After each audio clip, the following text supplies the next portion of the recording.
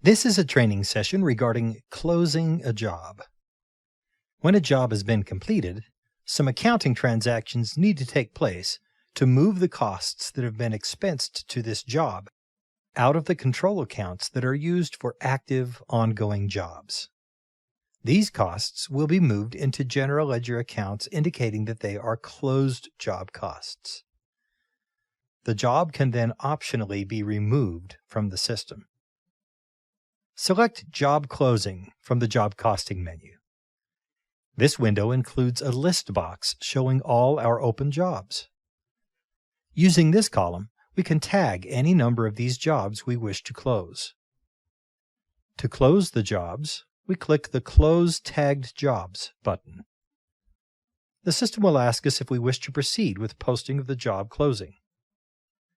It will also ask us whether we wish to make job closing transactions to the general ledger, and whether we wish for our tagged jobs to be deleted after they're closed.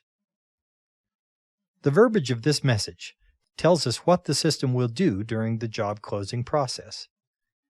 If we click the Proceed button, the system will ask what fiscal period we wish to post the closing transactions to. We can select the default, which is our current fiscal period, or we can select any other open fiscal period. We then click this Post button, and the system will post the closing transactions for the tagged jobs. It will also print out a listing of all the closing transactions. At the end of the job closing posting, we have one last chance to look at our posting report and make sure we really do want to close these jobs. We can then click the Finish button.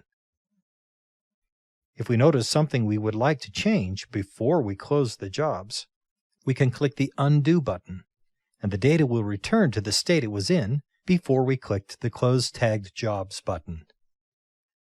If we click the Finish button, JobView will make permanent all the accounting changes and either set the status of our jobs to closed or delete them from the system, depending on our answer to the deletion question earlier. Closed jobs will not accept any new transactions, and they can be excluded from job cost reports. If jobs have been previously closed but not yet deleted from the system, they can be reopened using this same program. Simply select the Reopen Previously Closed Jobs radio button, and you will see a list of the jobs that have been closed but not deleted. Tag the jobs you wish to reopen and click the Reopen Tagged Jobs button.